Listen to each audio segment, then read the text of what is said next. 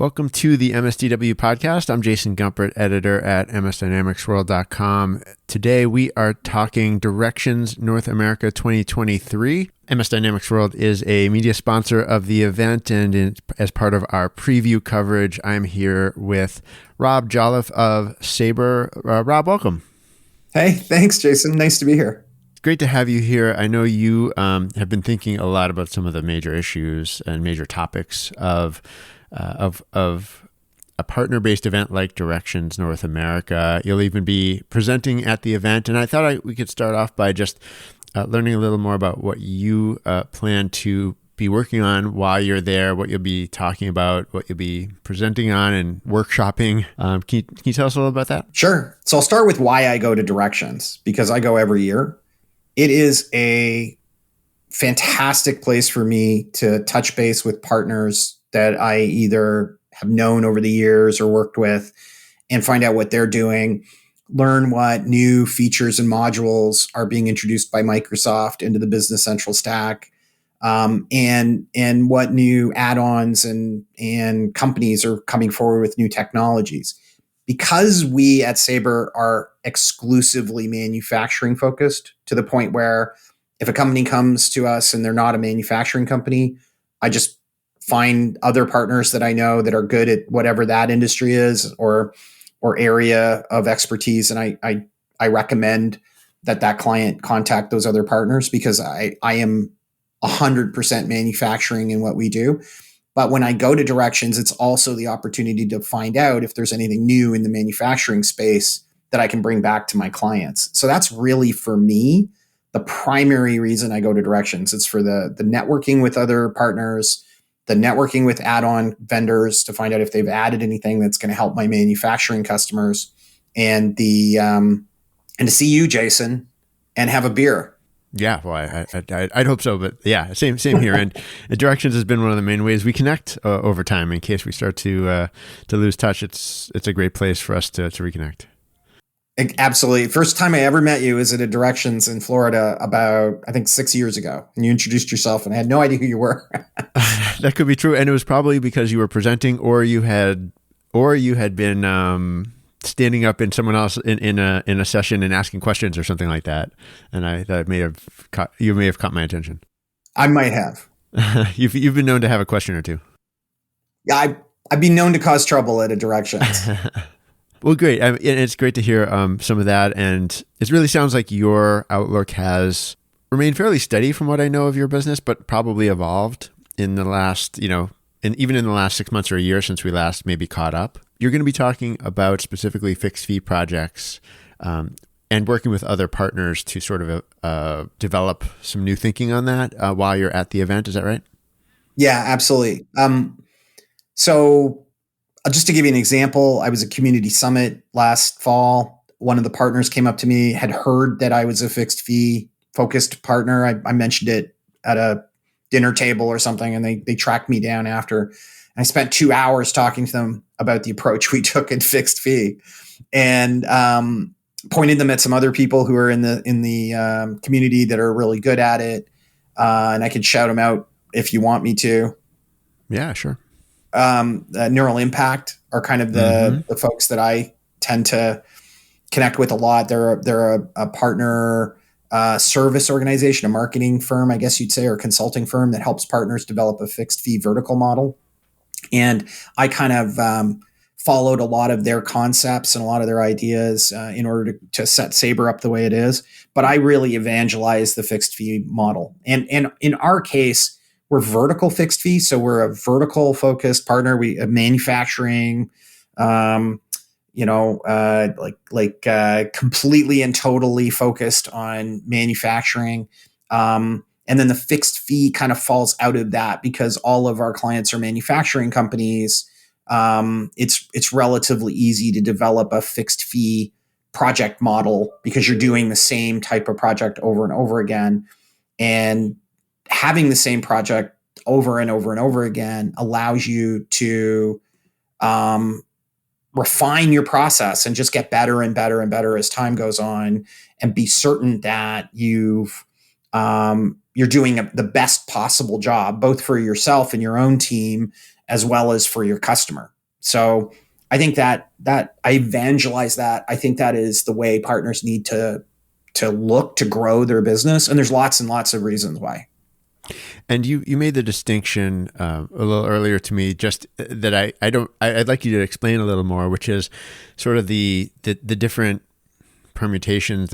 You can be vertical and fixed fee or not fixed fee. You can also be horizontal and fixed fee or not, right? But a horizontal fixed fee has quite a few differences in your view.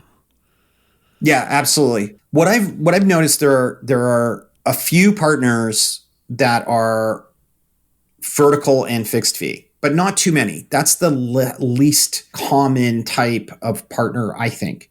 There are more vertical non-fixed fee partners, but there are, of the vertical focused partners, there are a lot of fixed fee. So that's kind of a contradiction, but if you're a vertical focused partner, it's easier to be fixed fee because you repeat the same type of projects over and over again.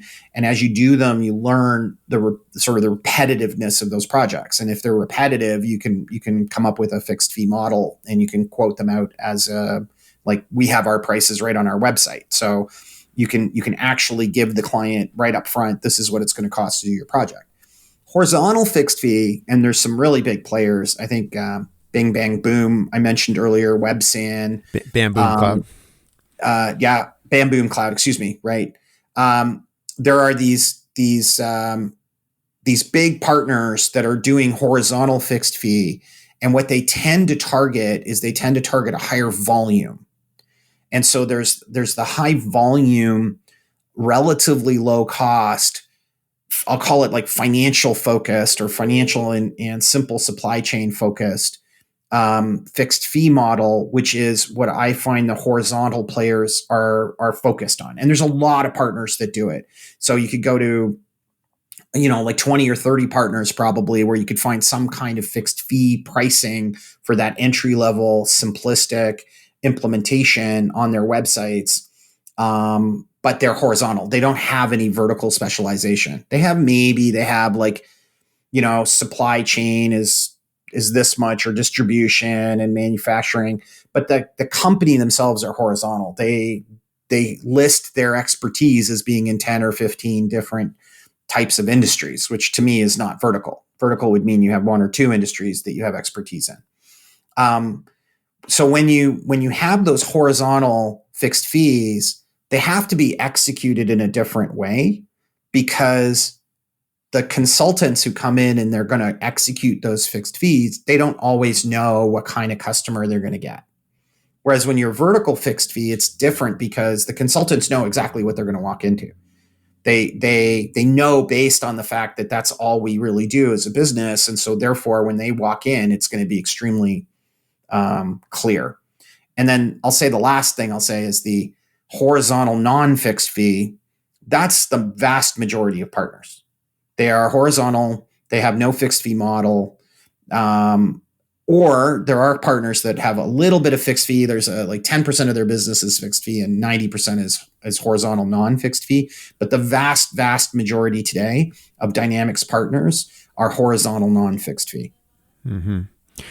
And at Directions, you'll be helping lead a workshop. Do you expect to be bringing in people who have not yet embraced a fixed fee approach on the vertical side? And is that workshop vertical focused? So the workshop is fixed fee focused, and we're going to have a couple of partners who are experts in horizontal fixed fee, and myself, who's an expert in vertical fixed fee, putting that presentation on. So Peter Wolf, Sarah Compter, and myself are the three partners who are going to be or the three presenters who are going to be doing the presentation.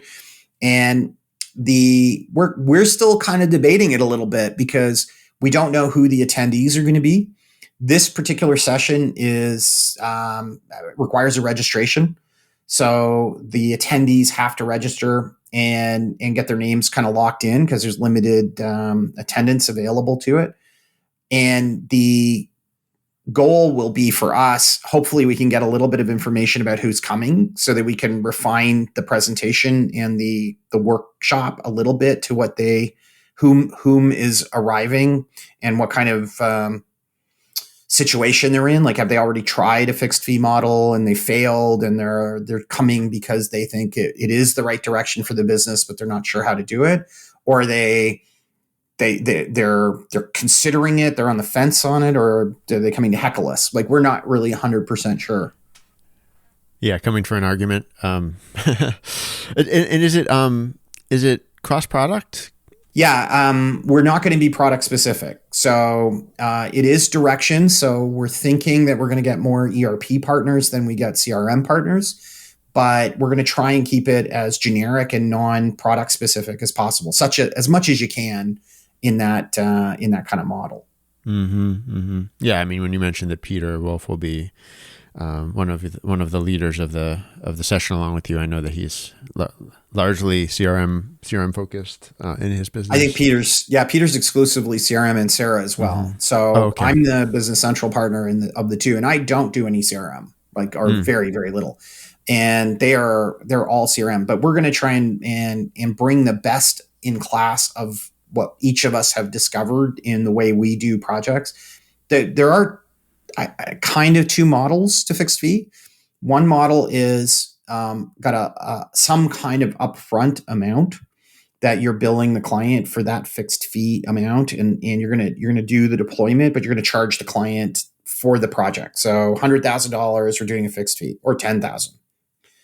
Then the other model that some companies have pursued, and it's kind of a different approach, is to have a per month all you can eat buffet of services that you get, which is more how Peter and Sarah do their projects, where you pay an upfront amount or a monthly amount that includes the licensing and all project work.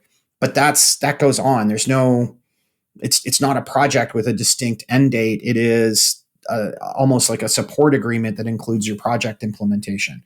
We're going to be discussing those two models. Their models much more like that. Peter's is a bit of a hybrid, and mine's a hybrid, but focused on the large upfront amount with then a continuing support contract that goes on top of it. So we're going to be discussing those two models and how they work and what the benefits and disadvantages are. To be honest, I've been considering moving more to the monthly subscription. You pay a flat amount every month, and we just do the project for you. And that's all built into that price. I just haven't really reached that point yet where I've decided to start experimenting with it, which is what would happen before I committed to doing it as the only way I would do a project. Interesting. Yeah. Okay. So certainly something to keep our eye on, I guess, coming out of your workshop, because I know, as you had mentioned earlier, one of the goals is to come out of it with some kind of, new ideas, new frameworks, maybe new approaches that you and other partners can kind of come away with to apply in your businesses and with your clients, which is pretty interesting. I personally think that the fixed fee model, and I've been doing this for about 5 years now, and have really refined it down to be quite structured. It's good for the client too, like for the obvious reason that the client knows what they're getting up front. But it also tends to control the project from the client's point of view. It just kind of inherently puts in a governor on the project to keep it under control. Because if you have a time and material project and the client staff say, how long would it take to do this, or how long would it take to do that? And that'd be 5 extra hours or 10 extra hours. In the back of their head, they're always thinking, there's a buffer of extra hours, so I can add that to the project. And then you get scope creep. And the customer themselves are often not accurately correct, or not really tracking correctly how many hours have been spent or not spent. So the scope creep ends up causing you to reach the end of the project and have run out of budget. And now you have to go and there's arguments and the customer's upset. But the customer didn't want scope creep. They often say at the beginning of a project, we're not going to do customization. We're not going to add extra features. We're just going to do what we're told. But because of the nature of a time and material project, they get sucked into it, I guess. With a fixed fee project, We're more, no, that's not part of your project. Well, how long would it take? Well, it'd be extra. We'd have to bill you for that. Do you want to go back to your boss and tell them that you want to do this extra work? And look of horror of talking to their boss about going off the rails of what was originally planned. They say, no, no, no, we're good. And that keeps the project under control. Interesting. Yeah, yeah. No, I can certainly see that. Great. Well, certainly something to look forward to. I'll be interested to follow up and see what else comes from that kind of work that you and your peers at the event are going to be doing. Do you want to talk a little more broadly about what your outlook is for Directions North America? It's coming up pretty shortly in April here. It's an event that's been, as you said, going on for a long time. It's important for a lot of North American partners focused on Business Central and maybe Biz Apps SMB space more broadly. What else is top of mind for you? First of all, this is my maybe 8th or 7th Directions. I'm not sure. I'm not the old long in the tooth Directions guy who's been around for since it was founded, but I'm a lot newer than some of the ones that are there today.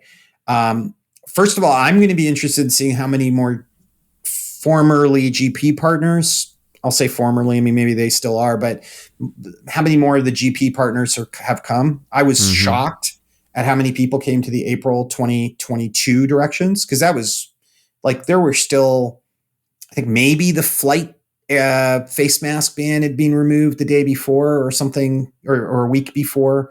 So COVID was definitely top of mind at the time, and still we had a lot of people. We had as many people as we did the 2019 pre-COVID Directions, and I didn't think there would be as many. So I think the Directions committee were unprepared for it.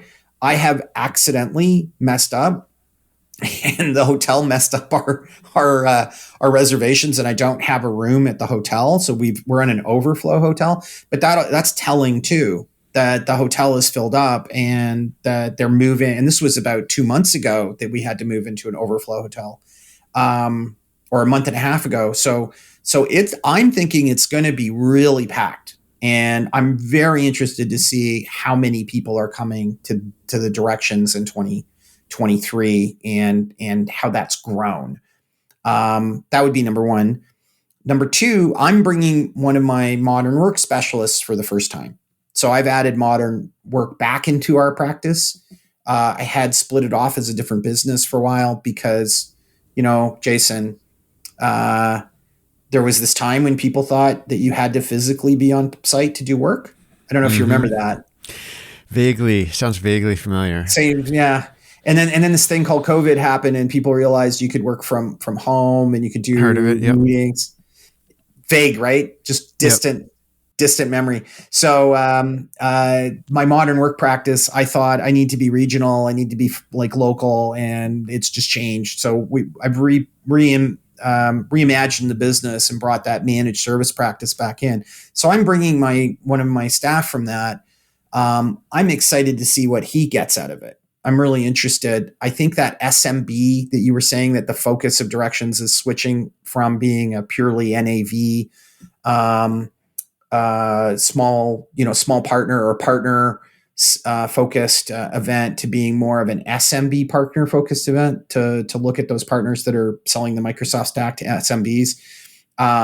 It'd be really interesting to see how much modern work they're bringing in, and how many partners are also following in my footsteps, and they're bringing a modern work practice into their Dynamics practice. I do note, I think I mentioned this to you in the green room.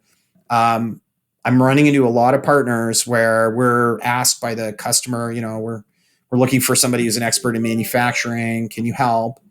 And we had done some, they had done work with another partner, and we get in there and there's a lot of mistakes made in their cloud solution partner tenant configurations and the way that they've been set up. And like my IT team just look at it and roll their eyes, and we try and help. So I think that it's good for my people to be coming down. I hope that Directions starts adding more education in that area, because I think partners are uneducated in modern work and Office 365 tenants and how those should be set up.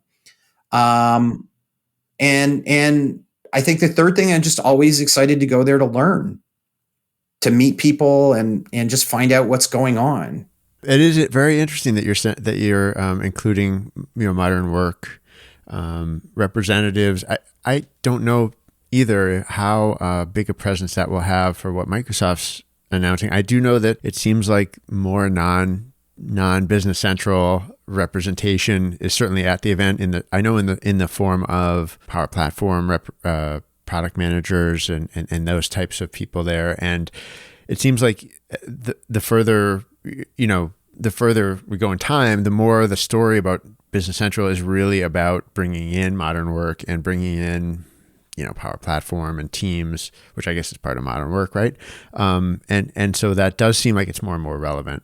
So probably good timing for that. Yeah, and there are kind of like there's black magic sometimes behind the scenes to figure out how to do certain things within the Dynamics admin portals and how the modern how a Teams integration should be done, or debugging an Outlook on-prem if somebody still is using an on-prem Exchange server and debugging that. So I think he's going to probably get the most value by being able to go pick the brains of the technical people from Microsoft and occasionally find somebody else who's a peer at another partner and make some connections and be able to get that way. But you're right. I think the stack, since Microsoft moved classic Nav into Business Central and made it part of the same Microsoft 365 tenant system that modern work is running in, it's created challenges for partners trying to figure out a little bit of how to make all that work.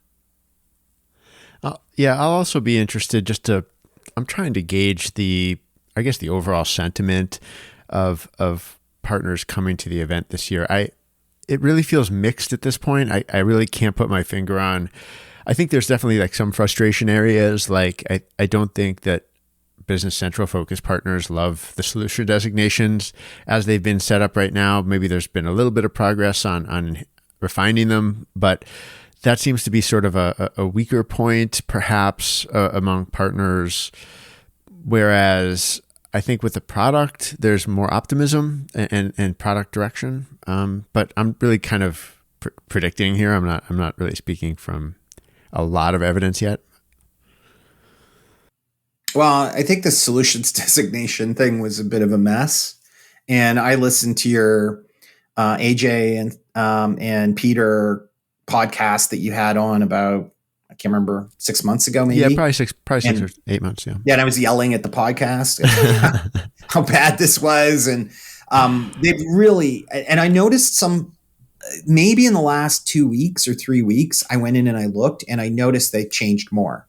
Mm-hmm. So we were not even close to reaching our certification 2 months ago. We had a bunch of points that we were missing from new ads and meeting our growth targets, et cetera. They've all maxed out just in the last couple of weeks. It's as if they lowered the thresholds to make it easier. So we have to get our certifications. We've got to get everybody certified, and we have a couple of people, but we're in the process of doing that because we're still on the legacy gold until October next year. But it looks like it'll be very easy for us now to certify and get that designation. And our modern work looks good too. So we can actually come with 2 designations now, maybe even a third. There's an Azure one that we might be able to get. And we're not a big partner. The modern work practice is about 6 to 7 people. The Dynamics practice is about 15. And then there's like our administrative layer on top of that. So we're not huge. And at first I was really concerned about making it and thought, if I can't make it, and I'm not small either. I'm not tiny. I'm kind of this middle size. If I'm not going to make it, then 99% of partners won't make it because most of them are smaller. But now it seems like they've changed something. And I have a feeling that your average 5 to 10 employee partner is not going to have too much trouble making those designations unless they're not selling. Mm-hmm. That'll be the problem. Thinking back to that conversation with Peter and AJ, they were definitely optimistic that some of those adjustments were coming. even though they weren't there at the time. They were, as I think you remember, they were sort of looking almost in real time as we chatted. They were looking at their own scorecards or whatever, and noting some of the flaws in it. But that's encouraging to hear, I would say, for an organization like yours to see Microsoft sort of recalibrating as over time. Well, every time they've done this in the past, Microsoft has kind of overshot a little bit, in my opinion. Yeah. And then there's a hue and cry from the partners who are saying, you can't do this to us. You're going to put us out of business. And then they bring it back until the hue and cry kind of calms down, and everybody, maybe with a few eye rolls and a bit of, acceptance of the inevitable, finally says, okay, this is fine. We can live with this. And they've always done that.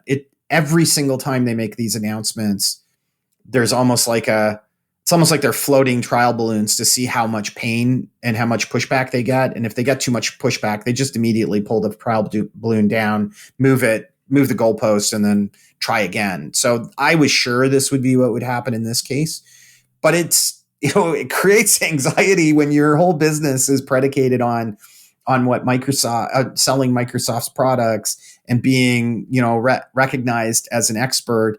And then all of a sudden I easily classified as a gold partner. And then suddenly I can't even become a certified partner at all because they change all the rules. It does keep you up at night sometimes. And it's an unnecessary pain that they put on us. Mm-hmm. Well, Rob, thanks so much for joining me today. Anything else? No, thanks, Jason. It's always a pleasure to be on the podcast, and I'm really looking forward. Like I said, I'm really looking forward to Directions and evangelizing the fixed fee project model. If anybody wants to come to the sessions, it is in the session list now. It is at the end of the day on Monday, from 5 to 7, roughly. I think it's 5:15 to 7 p.m. So it's an extra length session. And it is by invitation only. I am not 100% sure how those invitations are done. That's in the hand of the committee. But anybody who would like to attend it, if it's not already full, I believe you request attendance and then reserve a seat. So hopefully we can make it a really effective, interactive session with a little bit of group work and some good conversations, and share kind of best practices as we see it, and give the attendees something to take home with them that they can actually execute on when they get back. That's the goal of the fixed fee, which I'm really looking forward to. It's the first time I've been to Directions where there's this extended session length so that you can get your teeth in a little bit better. All right, excellent. Well, Rob, thanks so much for being here today. I look forward to seeing you soon. Thanks, Jason. You too. This has been another episode of the MSDW podcast. My thanks once again to Rob Jolliffe for being here. We'll put a couple links in the show notes. If you want to get in touch with me, you can reach me by email, jgumpert@msdynamicsworld.com. Until next time, this is MS Dynamics World, signing off.